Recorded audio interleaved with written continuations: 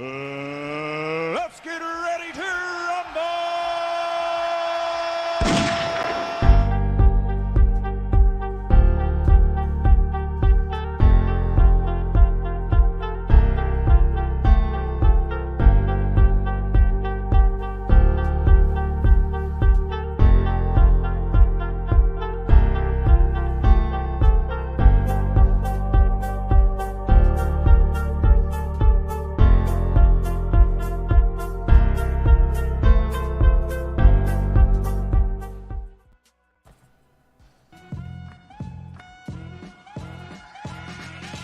This episode is brought to you by FairDesk, a crypto derivatives trading platform founded by 6 former Binance execs and 3 former Morgan Stanley architects.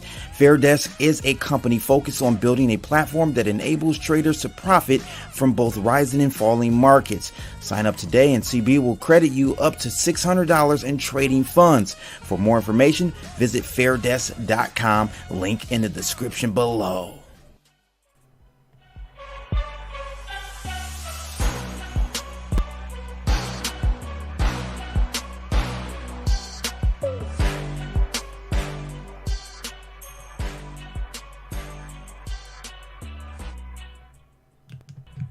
Fuck it! Do it live! I'll write it and we'll do it live! Okay. Ready? Fucking thing sucks! We'll do it live. Okay. Like AP Blockchain said, baby, we are doing it live. Welcome to another episode of My Two Satoshis with yours truly, Crypto Blood. We've got D-Born here in the building. Voice Crypto, a YouTube premium member. He said CB Sam Bankman Freed just got bodied by Eric Voorhees. I didn't know about that one. You have to tell me about it. Didn't hear that one. Crypto Billionaire is in the building. And Calvin 3X in the building. Apex Cypher is in the house. Thank you guys for tuning in. All of you.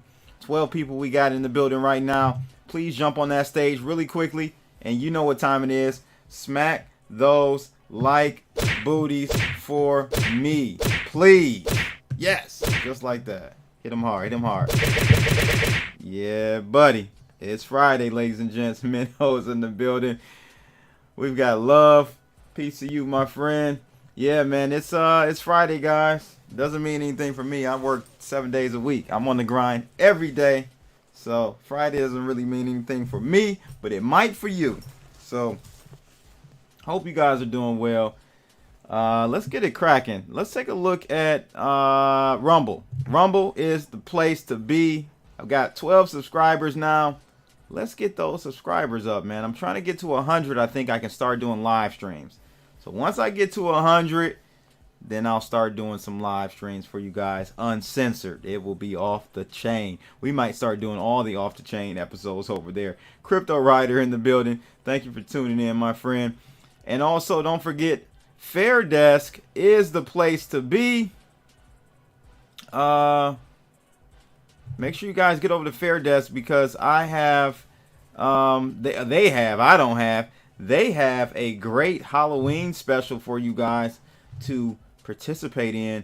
It's a trading contest, and you've got 11 days to join and participate and enter to get up to $10,000 for the first prize, $7,000 for the second, and $3,000 for third place. So check it out.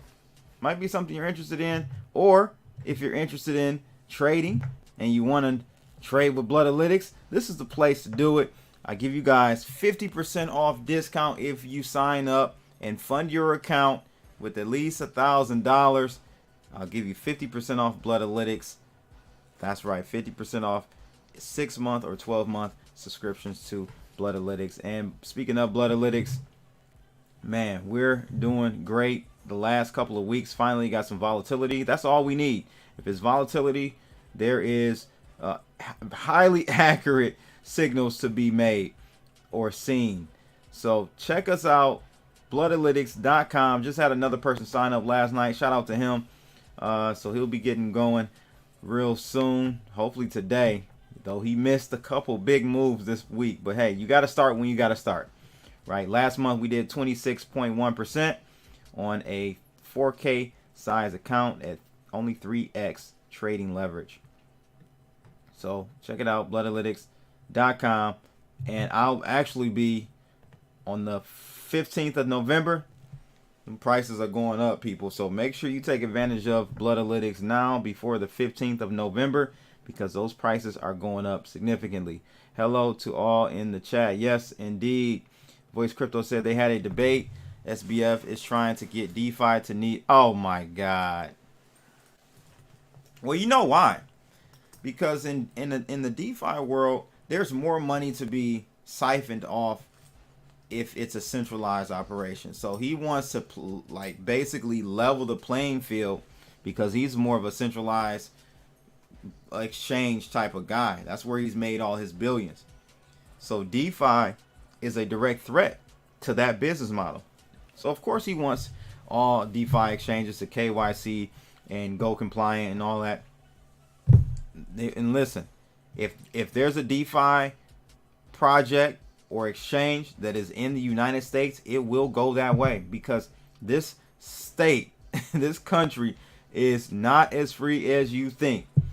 All right, it is not as free as you think, ladies and gents. And actually, I got something that's going to talk about that in today's episode. John Hill, aka Default, in the building. XPX weekly bullish divergence forming, first time since January 6, 2016. Bears about to get into hibernation. About to go into hibernation. Possibly, man, but everything technically is looking like on the up and up, but it's on the up and up until it's not. And what I mean by that, there's so many things ahead of us that are unknowns that could really spiral out of control. Credit Suisse being one. We don't know what the fallout from Credit Suisse is going to be. We don't know what's going on with Russia, Ukraine. We don't know this soft landing, if they're going to pull it off. We don't know. Well, we do know. We're in a recession. What does that look like? So there's a number of things that I think, just for me, keeps me cautious. Now, Bloodalytics don't care. All right? And we'll take a look at that in a minute. Bloodalytics really doesn't care. We went long earlier today, this morning at 9:30, and we've been riding this bad boy all the way up. So we were short yesterday all the way through this morning. Took profits down here on Bitcoin and went long right here. All right, so I don't give a hell what I think. We're following what Bloodalytics is doing. So I mean, you see it for yourself. The accuracy is bar none. Binance, and we're going to talk about Binance because we've been in a long trade for Binance since the weekend, and it is hugely paying off. I think the rally in Binance, let's see if we can get a measurement really quickly. This week, Binance is up 10% since basically Sunday night, going into Monday morning. It's up 10% this whole week. So one of the better performing ones. I mean, I think Ethereum might have been, since this weekend, up even more than that, to be honest with you. So Ethereum's still outperforming for sure. If I go back here, when we first went long, we ended up going short, but then turned back long again. But yeah, I mean, this week it's up 21%. Ethereum is. So crazy. Absolutely crazy. But, oh, you guys aren't seeing any of that. Oh, so stupid. Look at this. All right, so look. Ethereum, I hate when I do that. Ethereum is up 21% from this weekend, which is huge. That's a big move. Binance, we've been in a long position on Binance since the weekend, and it is up 10% this entire week. And also Bitcoin, that's what I was showing you guys. Bitcoin, we were short yesterday, covered half our position early this morning at 4 a.m. and we went long at 9:30 this morning. So I don't, it doesn't really matter what I think short term. I'm going to try to make money either way it goes. John Hill says, I think those things play out in Q1. Yeah, I can see that. Few months. Yeah, I can see that for sure. Next few months bull rally. I can definitely see that. And that's my concern. I wouldn't go all in, take a small portion and maybe put in there for a long position on these coins. But I'm too scared, man. I ain't gonna hold you up of what's to come for 2023, especially with regulatory things coming in.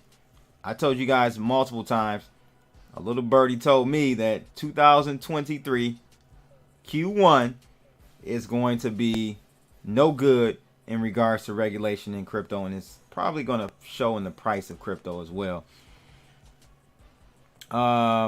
Crypto Cats here in the building. Thank you for joining in, Crypto Cats. I really appreciate it.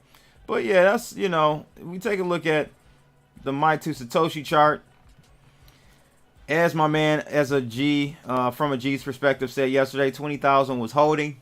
And sure enough, this morning, we saw a move down to the 20,000 range after the, and we'll talk about the, what was it? PCE, core PCE came out today, ladies and gents. All right. We'll talk about that in a second, but the numbers came out. We saw a move down, but we got stopped right at 20,000. Bulls bought that bad boy up. And, you know, it made me think before going live. I think my man Seba said, do you think the plunge protection team will come in again? I don't think that necessarily was a plunge protection team for equities that bidded it up, because honestly, the numbers that we saw come out, I'm going to do a refresh really quickly.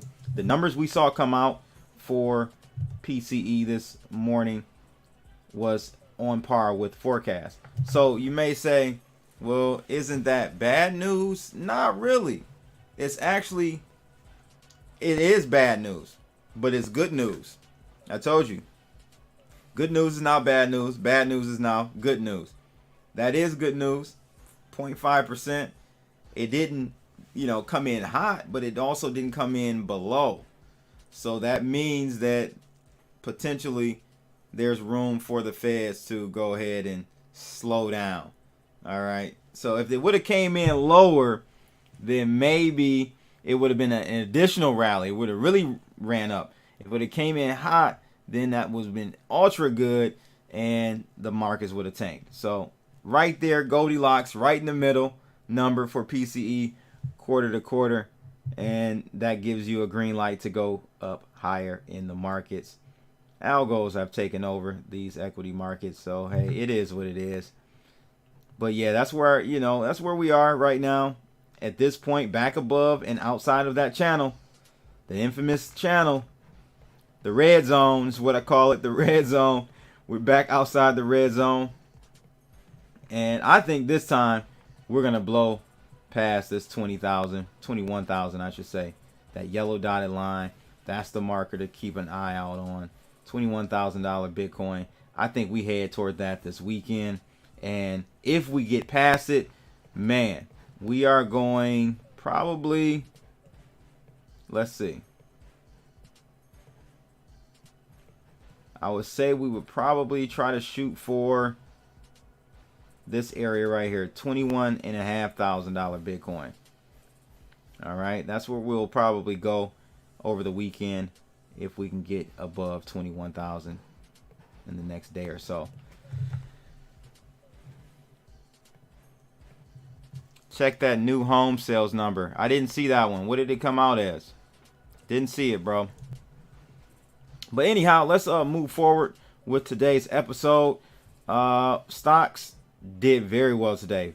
Dow Jones up 2.5%. S&P 500 up almost 2.5%. And NASDAQ up almost 2, or a little bit more than 2.5%. 2.8%. 309 points on the NASDAQ gained today. That's strong move into the weekend.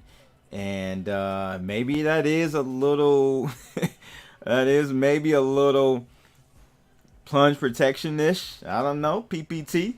Well, you know me. VIX was down nicely today. So VIX being down means people aren't as worried. So down 6%. That seems a little bit more natural. Seeing the VIX down, that means people are feeling good going into the weekend, which is crazy because every weekend I'm just like, I'm just waiting. I'm just waiting for something horrible to happen. Doge Mega Bull with Twitter and Elon. Yep, I talked about that yesterday, Default. And we're going to talk about some more Twitter news today, actually. Did you know that Elon Musk is a socialist? He actually tweeted this before. No, I did not. Crypto King, what's going on, brother? Haven't seen you in a while. Thanks for tuning in. Has to be PPT. Just look at earnings. True. Very true. But remember, HP, there are undercurrents. We got two different currents going on and narratives going on in the markets. So people think, of course, earnings are horrible, right? But if the markets think that we're going to start having cheaper money, or the cost of money is not going to continually go up, then that kind of trumps bad earnings, in my opinion. For the short run, we're still elevated. Like, these interest rates are still elevated. We got mortgages at, I'm seeing 7% on a 20-year, a 30-year, 7%. So that's not going to come down like overnight or even anytime soon. Once you get that train moving, it doesn't just stop. There's inertia behind that, and it's going to take some time for, if they do decide to pause. I don't think they're going to stop the next rate hike, but when they start to pause or decide to pause, it may take 6 to 12 months for it to show up. So the markets are not thinking rationally right now. But it is what it is. Rate hike cycle is most likely over. Yeah, well, yeah, it may be over by the end of the year. But for it to show up that it's over, it's not going to be next month, the following month, or even the following 3 months. It will take 6 to 12 months minimum for that to show up in the markets. Yeah, I agree. I think Crypto King, you're right. After midterms, they're just trying to hold it together up into the midterms. It doesn't matter. Dems did a horrible job. They did all this shit to get Trump out and didn't have a plan for themselves. They used all the time that Trump was in office to, instead of use the energy on bringing better solutions to the table, they spent your taxpayer dollars on trying to prove that Trump was in it with the Russians, and then the, January J6 and all this shit that just nothing. Wasted taxpayer dollars. So they should have been actually coming up with some type of plan. Then you got Nancy Pelosi's husband being beaten up in his home invasion. I'm gonna hold my tongue on that one. All I gotta say is people are starting to get fed up. The blatant insider trading, the blatant taking advantage of the laws that they write that aren't, inclusive to the common folks, the everyday person. People are getting fed up. I'm sorry. I mean, it is what it is. Hassan Campbell, Wisdom Bar says red wave incoming. Yeah, I think so. But again, unfortunately, I'm not convinced that the Republicans even have a solution. I think we're too far gone. Like, it's too far gone. Nothing is going to change where we are because it took many years to get here. You can't change it with 4 years, 2 years of policy changes. It just ain't going to happen. And we all know that politicians love to please the people now, instead of giving them pain now for future, reward. They can't afford that. No politician can afford to give the people now pain, because the people are sheeple. They're dumb. Most people, dumb. They don't even understand what's going on. So if they see their pockets hurting, they're not going to vote for that person in the next term. Like, that's an inherent issue with politics. Both sides have gone to the extreme, from extreme liberal to extreme conservative, with a mix of victim blaming. I agree with you, bro. I definitely agree with you. So let's take a look at this first one. This was interesting because I didn't know this. I don't know if you guys knew this. Did you know that Binance actually has a stake in Twitter? I did not know that. Well, probably none of us did, because they announced it today that it is itself is an equity investor in Twitter, pledging $500 million towards helping bridge social media and news to Web3, I should say. All right, so they're going to try to help with the bots. Binance is creating an internal team to focus on ways that blockchain and crypto could be helpful to Twitter, and actively brainstorming plans and strategies that would help Elon Musk realize his vision. Did you guys know this? I did not. I didn't know this at all. This is news to me. Probably news to you as well. 2023 is going to be real interesting. I agree. It definitely is. Wisdom Bar says, is that why Twitter was annoying crypto wallets and NFTs? That is loose change for Mr. CZ. You're right about that. Binance kept that quiet. You're right. You're right. I had no clue, Minho, that Binance had an equity stake in Twitter. I did see that one of the Saudi princes or whatever said they were rolling over their $1.3 billion stake into the private side of equity or of Twitter. So they're pledging to, stand behind Elon as he transitions over. This is a great moment in history. It really is. This is you guys should feel really, really proud of your boy Elon Musk. Elon for president, maybe? Nah, let's just keep him running these companies. So what crypto is Twitter going to use? Or blockchain?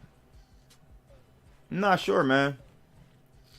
You know, all the Dogecoin people are pumped about Dogecoin, but at a scalable, from a scalability standpoint, I even think Dogecoin is not ready for real wide usage. It would probably need to be one of these blockchain 2.0 or 3.0 coins that has a high bandwidth and can handle a lot of people transacting on the chain. So it goes on to say it is also expected that Musk will restore accounts previously banned from the platform. Oh my God, let me do a machine gun for that one. I'm gonna drop the flex bomb on that. Yeah, buddy. Mr. Orange Man is coming back, ladies and gents. I think he's coming back Monday. And he's going to unban, permanently do the reversal of a ban they did. Permanent bans on many other accounts as well. This is great. This is absolutely great. Elon making another chess move with this buy great control on tech with Tesla, and now with some social media control with Twitter. Hey, I mean, yeah, I guess so, bro. I mean, to me, it's a chess move, but kind of not. Like, he was kind of probably shooting from the hip on that. You got to remember, they forced Elon to acquire and take private Twitter. They forced him to. He reneged on it because he knew he's overpaying. With as many bots there are on the Twitter social media platform, he knew he was overbuying. He was overpaying for that for sure, right? So he tried to renege, but they pretty much boxed him in the corner. So I think it will turn out to be good for him. I don't think he's going to use it for any nefarious reasons, though. It's just it's in better hands with him than with the far extreme liberal team that had taken full control over Twitter. Just point blank period. Per Ether, a founder, your boy, this guy, man. I mean, good God Almighty. That's one handsome dude. Pause, no homo. Elon Musk, I should say Vitalik Buterin, made a comment about where Twitter's headquarters should now be moved to. He's saying Switzerland. Others were talking about, Oakland. All right. Someone said Oakland instead of, moving it from San Fran over to Oaktown.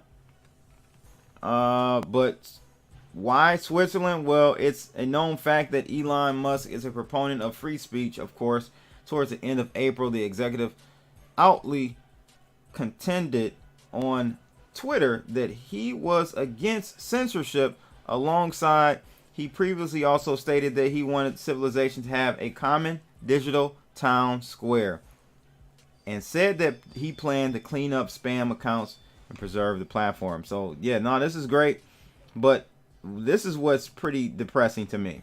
I'm gonna just show you these stats really quickly. So the World Press Freedom Index, okay, it is an indicator that's used to gauge the freedom of speech for a country. Twitter's current headquarters is in San Fran, as you guys most likely know. Switzerland, when compared to the US, is ranked much higher on said index. I thought we were the land of the free. What happened to that, people? I thought we were the land of the free. What happened to the Constitution? The Constitution has been demolished. I'm trying to tell you guys. You can't tell me the Constitution is inactive. You can't. Switzerland has a ranking of 14. Okay, with a score of 87.72. However, your boys down there, America, ranked 42 with a score of 72.74. So I let that sink in for you, man. Let that sink in for you. Jason Max said Oakland would be dope. Yeah, Oakland would be dope. Oakland would be very dope. Malik Howard, my man, what's going on? I got the chance to chop it up with Malik out there in Vegas. He drove in from LA. It was great meeting him. Got him some tickets to the Litecoin conference too. So I hope you enjoyed yourself, man. I hope you enjoyed yourself. But yeah, that's where we are, ladies and gents. With that, Switzerland much higher on the freedom of speech ranking on the world list, man. Shouldn't be surprised. None of us should be, right? What is surprising, I'm not gonna lie, this is very surprising. Like, you were exposed once, right? Then you make a statement saying, oh, it was a mistake, we didn't mean to do it, it got slipped in there somehow, some way. We all know it was bull. But anyhow, PayPal has reinstated its $2,500 fine for misinformation. I personally did not cancel my account on the first one because they reneged on it. I said, okay, I'll give you a pass. We'll be able to see if the terms change again. It's not like it's you have terms of service for it to be public and people to read it. So I don't know why the back and forth, like they wanted to sneak it in there again, thinking that no one would see it. Come on, man. Dummies, man. Dummies. I am definitely canceling my account this go around because this is insane. This makes no freaking sense. So they will be able to take $2,500 up to $2,500 out of your PayPal account, and get this, and they can take it up out of your accounts that are connected to it. So now they're dipping into accounts that aren't even PayPal accounts to find you. I mean, this is the stuff we're dealing with, and there's no uproar. There's no uproar.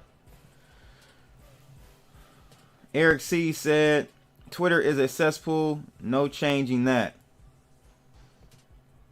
I'm done with PayPal. I have too many auto payments anyway. Right, I hear you on that. So, yeah, I'm canceling. I'm done with PayPal. I've had PayPal, shoot, man, for almost 16, 17 years. I've had a PayPal account. I'm canceling that hoe. It's out of here.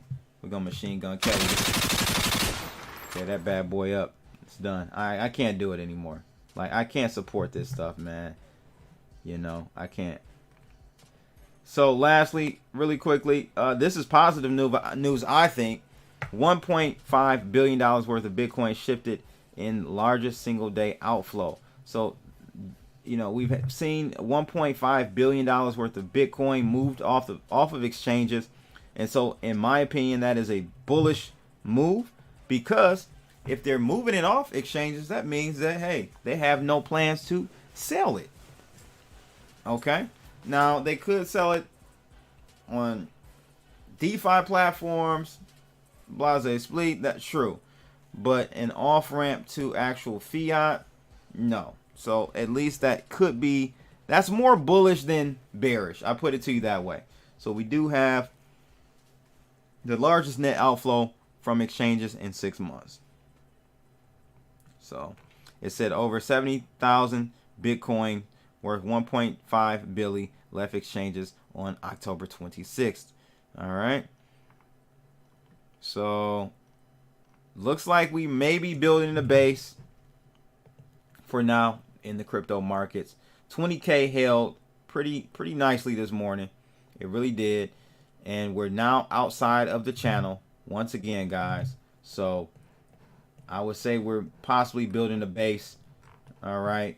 Now, Crypto Blood and the Bloodalytics team, we've been rocking out. So, I mean, we're long right now. Bitcoin and Ethereum. We're deep into the green on that one. We took half our profits on that Ethereum peak on the last move up, or the first move up, I should say. But Binance coin, we've been long all week, just riding it out. So it is what it is. Make sure you guys tune in this weekend, because I will be doing the weekly review for Bloodalytics. And don't forget, November 15th, the price is going up, homie. So get in where you fit in. Just letting you know, every 3 months, price is going up. It's your boy Crypto Blood. Make sure you guys like, share, and subscribe. And click that bell to see more videos like this. I'm out of here. Holla!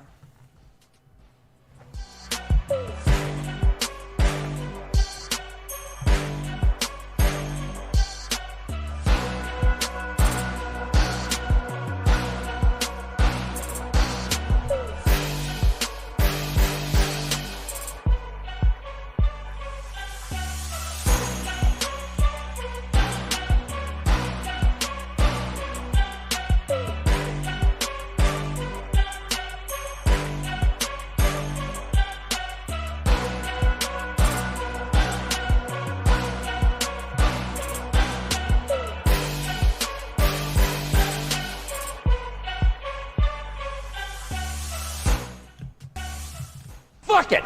Do it live! I'll write it and we'll do it live! Okay. Ready? Fucking thing sucks! We'll do it live. Okay.